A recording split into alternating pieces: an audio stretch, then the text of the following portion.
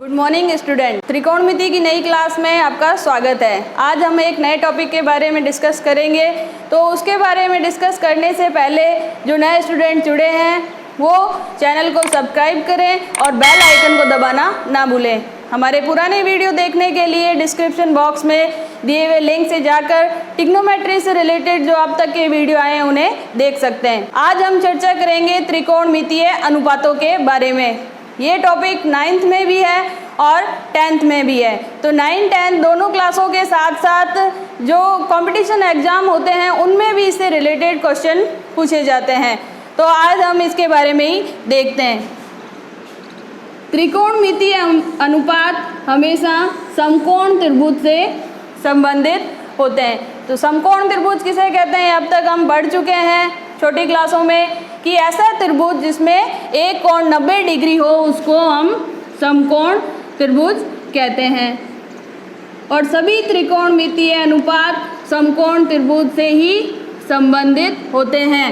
तो हमने एक समकोण त्रिभुज बनाया, उसका नाम हमने दे दिया त्रिभुज ABC। इस त्रिभुज ABC में कोण B जो है वो 90 डिग्री है।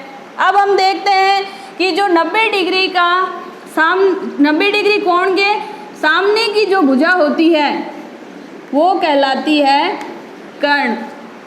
इसके अलावा समकोण त्रिभुज में जो त्रिकोणमितीय अनुपातों में नाम हम लेते हैं वो आता है एक लंब और एक आधार। तो अब तक हम क्या पढ़ते आए हैं कि जो नीचे बेस पे भुजा होती है उसको हम आधार मान लेते थे और शेष जो खड़ी भुजा है उसको हम लंब कहते थे।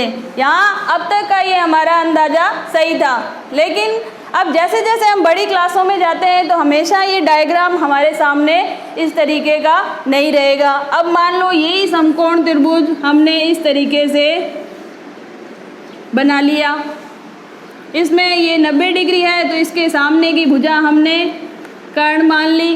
अब लंब और आधार में कन्फ्यूज़न रहता है कि किसको हम लंब माने किसको आधार। तो इस चीज़ में हमेशा ध्यान रखना चाहिए कि जिस भी कोण का मान हमें दिया हुआ हो, जैसे मैंने कोण C को मान लिया थीटा कोण, तो थीटा कोण के सामने वाली भुजा हमेशा क्या कहलाएगी, लंब। अगर ये कोण थीटा है तो इसके सामने की भुजा लंब AB है। इसी जगह अगर ये कोण थीटा होता तो इसके सामने की भुजा BC क्या होती, लंब। तो अब चित्र जाए कैसे भी हो, हमें लंब और आधार पहचानने में कोई भी कन्फ्यूज़न नहीं होना चाहिए।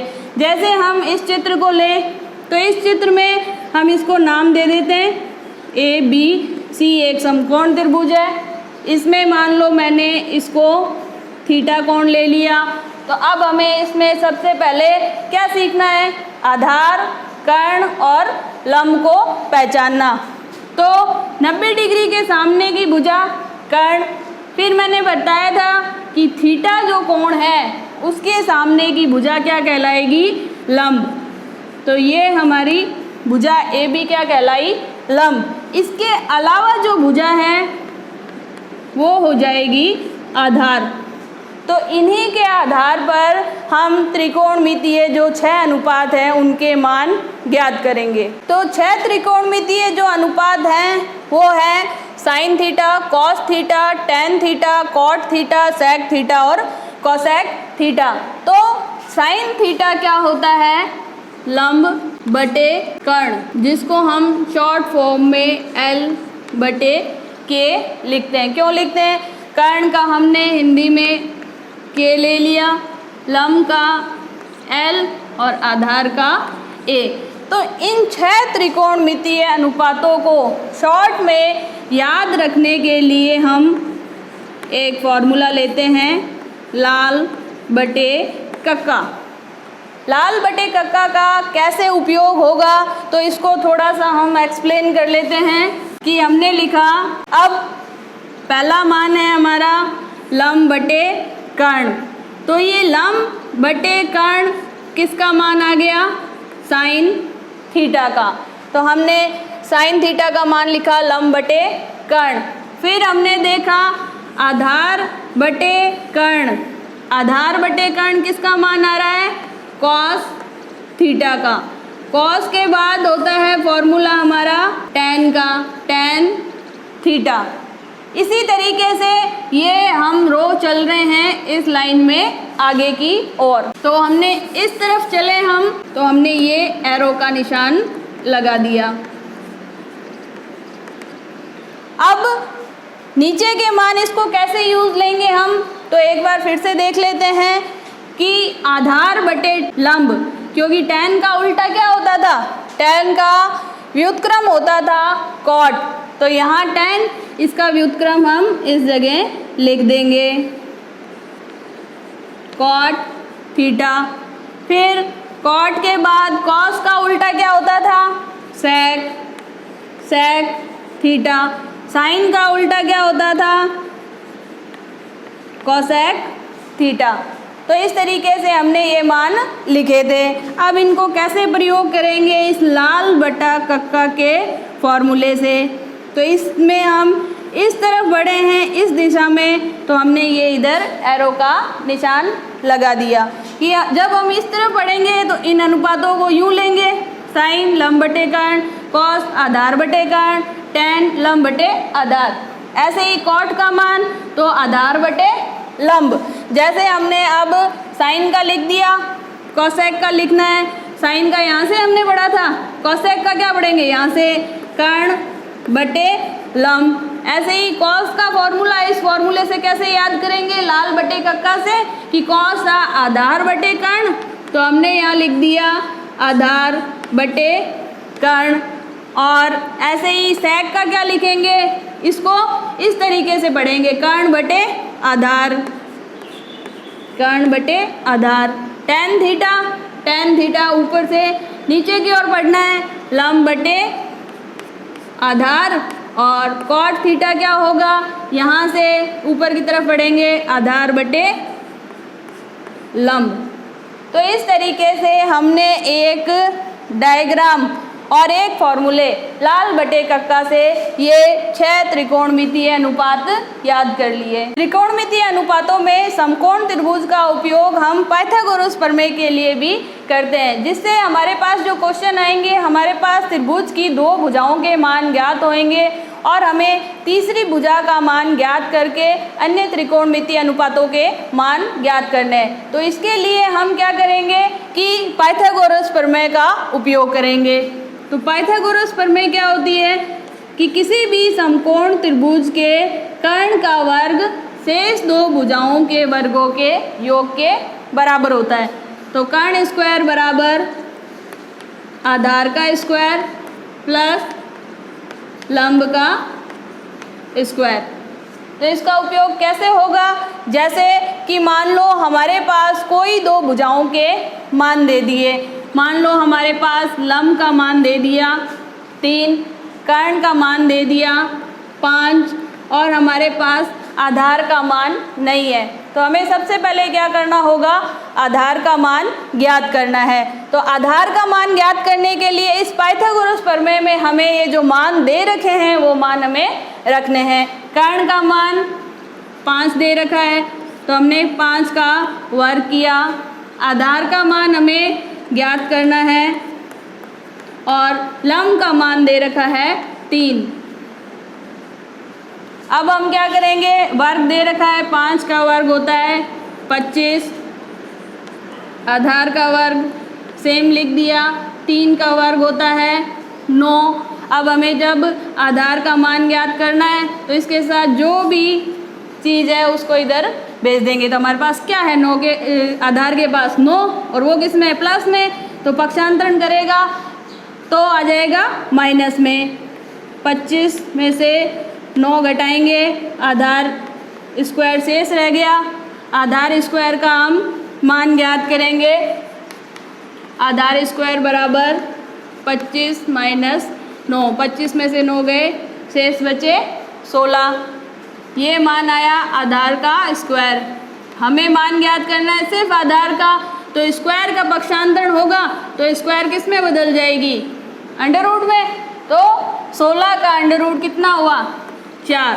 तो हमारे पास आधार का मान आ गया 4। ये हमें ज्ञात करना था।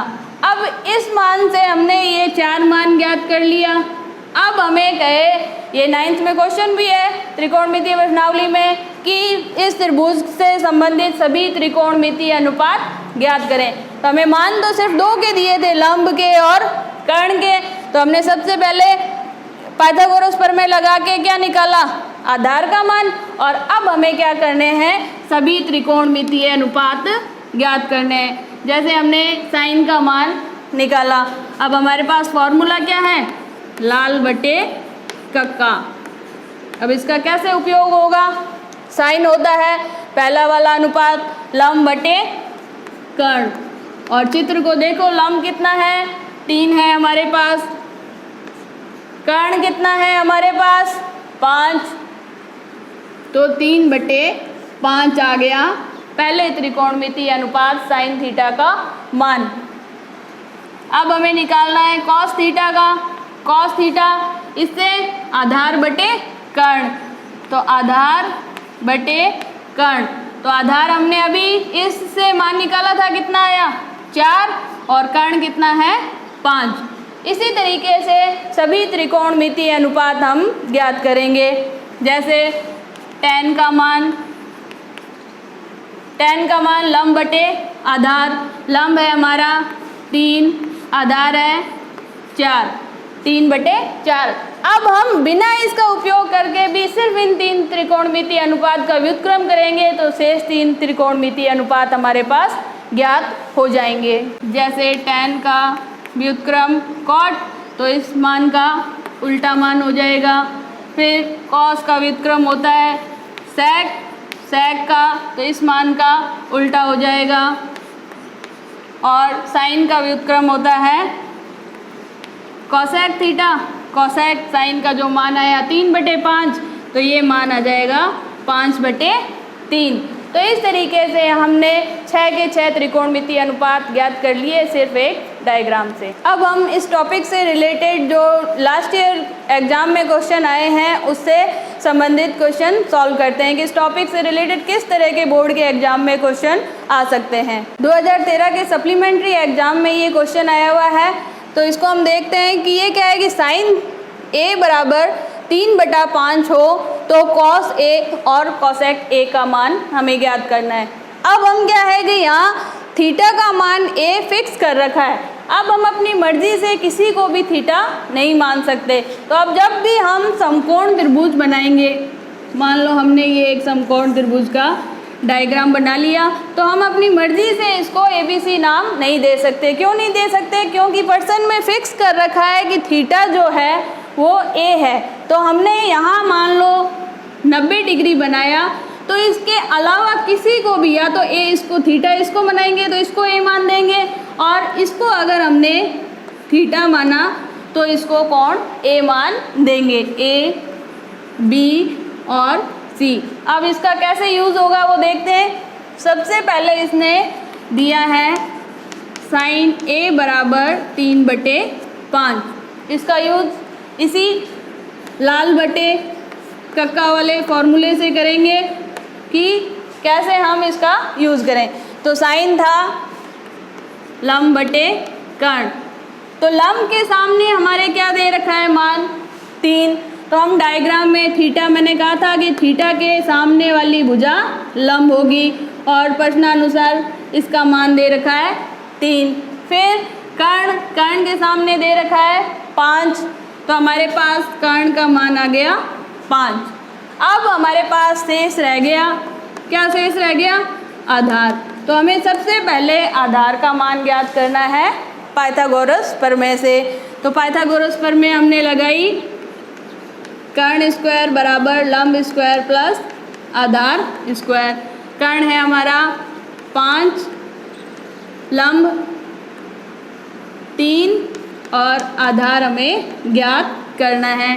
5 का वर्ग 25, 3 का वर्ग 9, आधार का स्क्वायर ज्ञात करना है। 9 का इधर पक्षांतरण करेंगे, 25 - 9 बराबर आधार का स्क्वायर। 25 में से 9 गए 16 स्क्वायर यहाँ से हटाएंगे, पक्षांतरण करेंगे तो आएगा अंडर रूट 16 का अंडर रूट 4। तो हमारे पास आधार का मान आ गया 4। तो अब हमें ये आधार का मान ज्ञात होने पर शेष जो मान ज्ञात है वो रखेंगे। जैसे कॉस ए का मान ज्ञात करना है। कॉस होता है लाल बटे कक्का वाले फॉर्मूले से आधार बटे कर्ण, तो हमने इसके आगे लिख दिया आधार बटे कर्ण। डायग्राम में देखेंगे आधार कितना निकाला था अभी हमने 4, कर्ण कितना है 5, तो हमारा ये कॉस थीटा का अनुपात मान आ गया। इसी तरह से हमें कॉसेक ए का मान ज्ञात करना है। कॉसेक ए लाल बटे कक्का के फॉर्मूले से sine cos tan cot sec cosec. Cosec होता है कर्ण बटे लंब, जो कि साइन का भी हम उल्टा कर सकते हैं, कर्ण बटे लंब।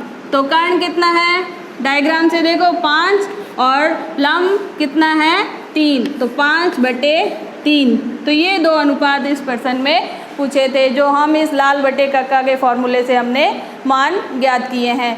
नेक्स्ट क्वेश्चन और हम सोल्व करेंगे अगले वीडियो में।